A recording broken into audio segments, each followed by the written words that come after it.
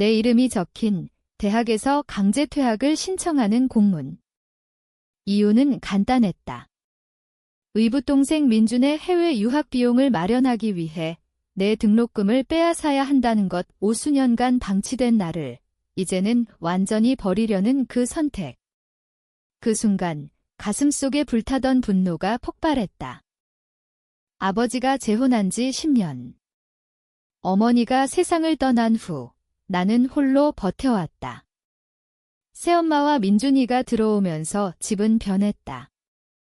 처음엔 참았다. 민준이가 어리다는 핑계로 새엄마의 차가운 시선도 견뎠다. 대학 입학할 때 아버지는 약속했다. 너만큼은 제대로 키우겠다. 그 말이 거짓이었음을 알기까지 오랜 시간이 걸리지 않았다. 나는 서울의 명문대에 입학했다. 장학금과 아르바이트로 버티며 꿈을 쌓아갔다. 법대를 목표로 변호사가 되어 약자들을 돕고 싶었다. 어머니가 생전에 말씀하셨듯이 세상은 불공평하니 스스로 싸워야 한다고.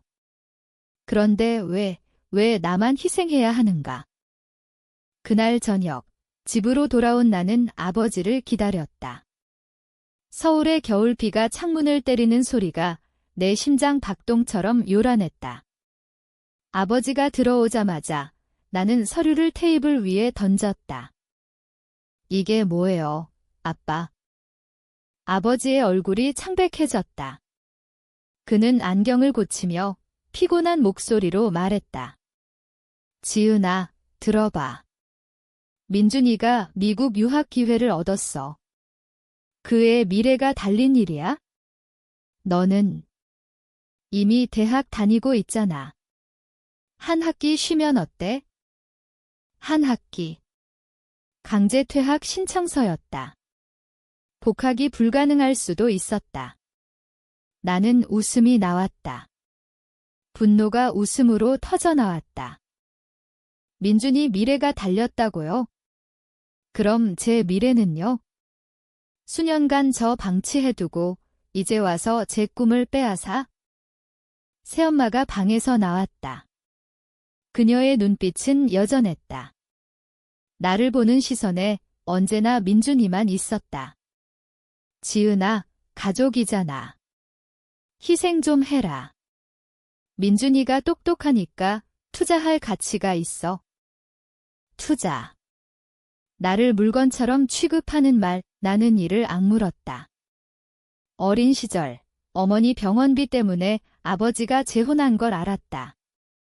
새엄마 집안이 돈이 많아서.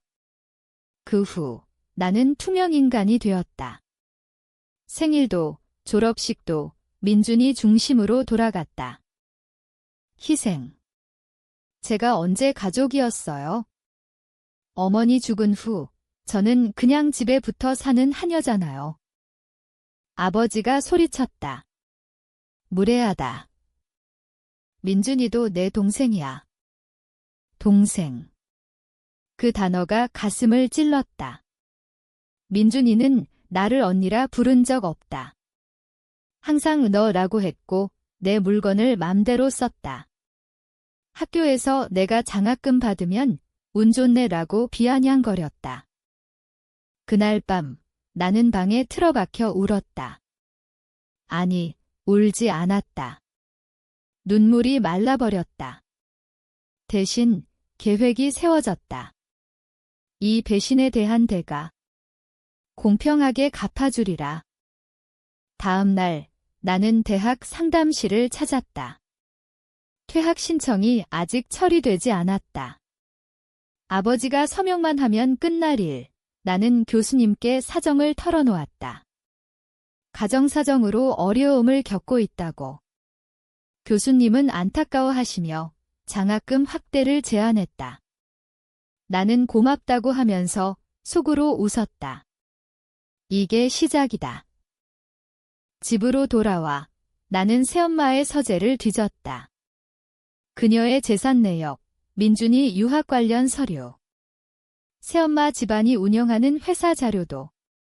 아버지가 왜 이렇게 급한지 알았다. 회사 자금이 어려워 새엄마에게 손 벌려야 했다. 민준이 유학비가 핑계일 뿐 실제로는 회사 구하기 위한 돈. 나는 증거를 사진으로 찍었다. 아직은 때가 아니다. 천천히 그들을 무너뜨릴 거다. 민준이가 집에 왔다. 고등학생인 그는 나를 보며 비웃었다. 언니, 퇴학당한다며? 나 때문에. 미안하네. 그 말에 나는 미소 지었다. 미안할 거 없어. 오히려 고마워. 민준이의 눈이 커졌다. 그는 몰랐다. 이 미소 뒤에 숨은 증오를. 나는 방으로 돌아와 노트북을 열었다. 법대 친구에게 연락했다. 변호사 지망생들. 그들 도움으로 법적 대응을 준비했다. 아버지의 퇴학 신청을 막고 내 권리를 지키기 위해. 하지만 그게 끝이 아니다. 진짜 복수는 그들의 삶을 뿌리부터 흔들 거다. 새엄마의 회사 비리, 아버지의 배신, 민준이의 오만함. 하나씩 드러내리라. 수년간 쌓인 상처가 이제 칼이 되었다. 나는 더 이상 약하지 않다. 시간이 흘렀다. 퇴학 신청은 내 항의로 철회되었다. 대학 측에서 아버지에게 연락해 본인 확인을 요구했다. 아버지는 포기했다. 하지만 집안 분위기는 얼어붙었다. 새엄마는 나를 노골적으로 적대시했다. 내가 민준이 앞길 막는구나. 나는 웃으며 대꾸했다. 앞길. 그 애가 스스로 막는 거겠죠? 민준이는 학교에서 문제아였다. 부유한 집 자식답게 왕따를 주도하거나 돈으로 해결했다. 나는 그 사실을 알았다. 그의 SNS를 팔로우하며 증거를 모았다. 어느 날 민준이 유학 에이전시에서 연락이 왔다. 비용이 부족하다는. 새엄마가 울먹이며 아버지에게 말했다. 지은이 등록금이라도. 나는 그 대화를 엿들었다. 가슴이 다시 타올랐다. 아직도 나를 포기하려 해? 나는 행동에 나섰다. 새엄마 회사에 익명 제보를 했다. 세금 탈루 의혹. 작지만 조사 들어가면 골치 아플 내용. 회사 주식이 흔들렸다. 아버지가 화를 내며 집으로 왔다. 누가 제보했는지 알아? 회사 난리야. 나는 무표정하게 밥을 먹었다. 모르겠어요. 원래 그런 회사 많잖아요. 새엄마가 나를 노려봤다. 의심하기 시작했다. 그때 내 삶에 새로운 사람이 나타났다. 대학 선배, 현우 오빠. 법대 4학년, 변호사 시험 준비 중. 그는 내 사정을 듣고 도와주겠다고 했다. 가정폭력이나 다름없어. 법적으로 보호받을 수 있어? 현우 오빠와 함께 나는 가족법을 공부했다. 재산 분할, 상속권. 어머니가 남긴 재산이 있었다. 아버지가 숨긴. 나는 어머니의 옛 친구를 찾았다. 그녀가 증언해 주었다. 어머니 사망 후 아버지가 재산을 새엄마 쪽으로 넘겼다는 증거가 쌓였다. 나는 아직 움직이지 않았다. 고통을 길게 끌어야 하니까. 민준이가 집에서 울었다. 유학 포기해야 할지도 모른다고. 새엄마가 나를 탓했다. 내가 회사 망치려고 일부러 그런 거지? 나는 부인했다. 하지만 속으로는 쾌감을 느꼈다. 현우 오빠가 말했다. 지은아, 너무 깊이 들어가지 마. 복수는 너를 갉아먹어. 나는 고개를 저었다. 이미 갉아먹혔어요. 이제 갚을 차례예요. 회사 조사가 본격화되었다. 새엄마는 밤낮 없이 변호사를 만났다. 아버지는 술에 빠졌다. 나는 대학 생활을 이어갔다. 성적은 최상위. 장학금 받으며 독립을 준비했다. 어느 밤 아버지가 내 방으로 왔다. 지은아, 미안하다. 그때 퇴학 신청은 실수였다. 늦은 사과. 나는 차갑게 말했다. 실수. 제 인생을 걸고 한 실수네요. 아버지의 눈에 눈물이 고였다. 처음 보는 모습. 하지만 동정하지 않았다. 민준이가 나를 찾아왔다. 언니, 제발 회사 제보 취소해. 내가 잘못했어. 잘못. 그는 언제나 잘못을 몰랐다. 나는 미소 지었다. 취소. 내가 한 거 아니야? 그의 얼굴이 일그러졌다. 처음으로 두려움을 봤다. 복수가 시작되었다. 천천히, 하지만 확실하게. 회사 조사가 깊어지면서 새엄마의 비리가 드러났다. 횡령, 탈세. 그녀는 구속 위기였다. 아버지는 병원에 입원했다. 스트레스로 심장 문제. 나는 병문안을 가지 않았다. 대신 변호사를 통해 서류를 보냈다. 어머니 재산 반환 청구. 새엄마가 집으로 왔다. 얼굴이 초췌했다. 지은아, 제발 봐줘. 가족이잖아. 가족. 그 단어가 역겹다. 가족. 언제 저를 가족으로 대했어요? 그녀는 울었다. 민준이가. 그 애 인생 망칠 거야? 민준이는 학교에서 퇴학 위기였다. 그의 왕따 증거가 익명으로 제보되었다. 내가 한 일. 현우 오빠가 걱정했다. 지은아, 이건 너무 위험해. 법적 문제 될 수 있어? 나는 대답했다. 법적으로 완벽해요. 증거는 깨끗해. 민준이가 자살 시도 소문이 났다. 약 먹고 병원에. 새엄마가 미쳐갔다. 나는 병원으로 갔다. 민준이 병실 앞 그는 창백했다. 언니. 왜 그래? 나는 속삭였다. 내가 나한테 한 대로. 그의 눈에 공포가 서렸다. 아버지가 퇴원 후 나를 불렀다. 다 내 짓이구나. 나는 인정했다. 내 배신에 대한 대가예요. 아버지가 무너졌다. 미안하다. 정말 미안하다. 하지만 이미 늦었다. 새엄마가 체포되었다. 회사 파산. 집은 압류 위기. 나는 독립했다. 현우 오빠와 함께 작은 원룸으로. 하지만 아직 끝나지 않았다. 민준이의 미래를 완전히 빼앗아야 해.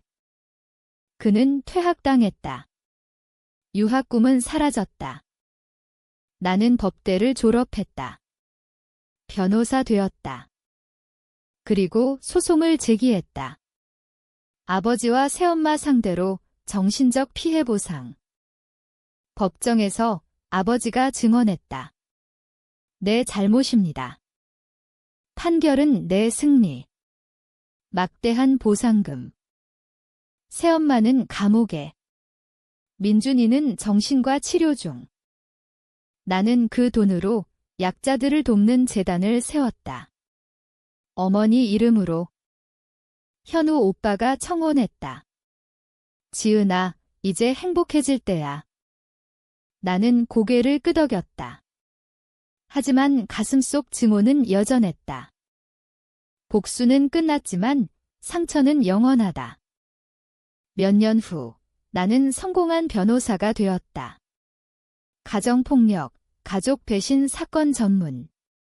내 경험으로 많은 사람을 도왔다. 아버지가 연락 왔다. 지은아, 만나자. 카페에서 만났다. 그는 늙었다. 민준이가. 내 도움 필요해. 민준이는 마약에 손댔다. 삶이 망가졌다. 나는 차갑게 말했다. 왜 저한테? 내가 강하니까? 용서해줄 수 있으니까? 용서. 그 단어가 웃음 나왔다. 용서. 아빠가 저 용서받을 자격 있어요? 아버지가 울었다. 나는 일어났다. 더 이상 가족 아니에요?